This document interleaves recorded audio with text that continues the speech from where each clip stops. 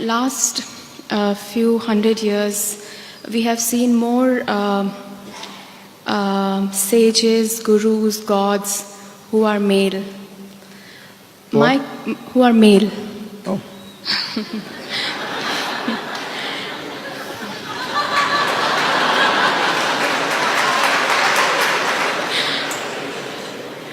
Why don't we see enough women in these roles? There is no dearth for goddesses in this country. There are more goddesses than gods, if you do not know this.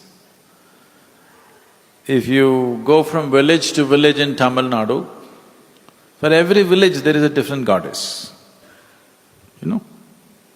For every village there's a different goddess, but for every village there's no different god. So, goddesses, there are more than gods in number, so your information is wrong. Where do you come from, Delhi? Huh? You come from Delhi?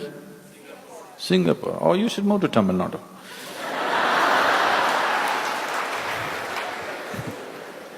There are lots of goddesses, all kinds of ammans.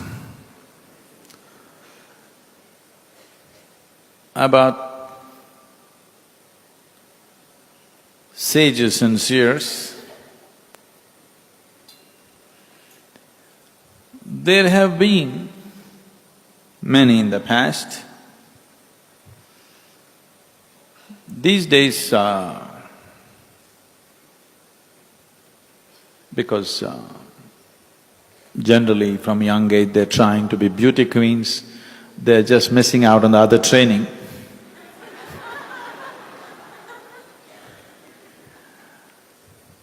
Because the commercial campaign as to how a woman should be in the world is totally misguided and westernized. And I think a huge amount of the female population is completely taken by this.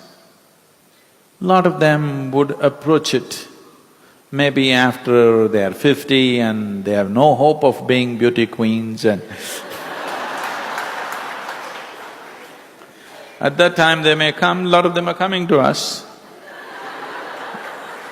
But there are a lot of young women also with us who are doing wonderfully well.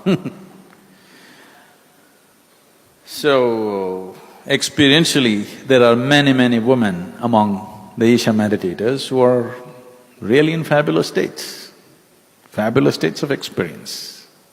So you can call them as seers or seeresses in their own ways.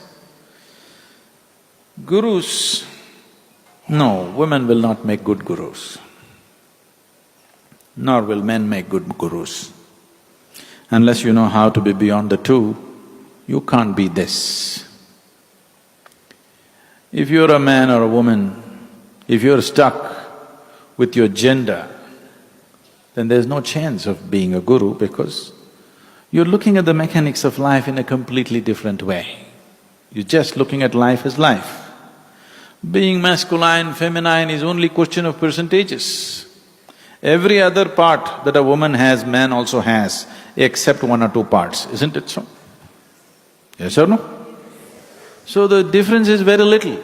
You have given too much attention to reproductory organs, that this has become a big event in your head.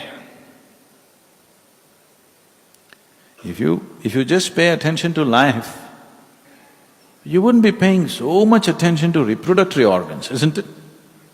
If you must identify, it's not good to identify yourself with some body parts, isn't it? When you all the time go about, I am a man, I am a woman, you're identifying yourself with body parts, isn't it?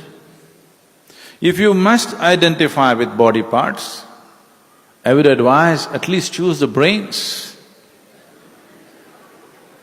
not these things which make you a man or a woman. So, women will not make good gurus. Men cannot do at all.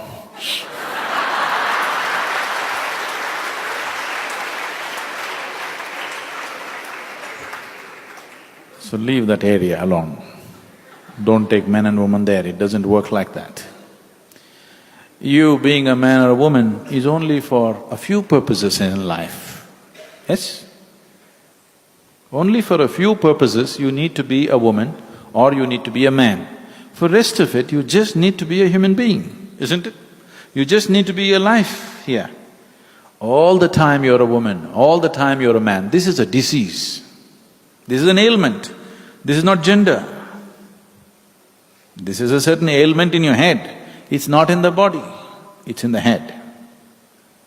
Once your sexuality gets into your head, that's called perversion. If it's in the body, it's a natural process. If it's in your head, it's a perversion. For most people, it's gotten into their heads. What does it matter to you? What kind of body parts a guru has? Is he useful to you or not? That's all the question is, isn't it? Isn't it so?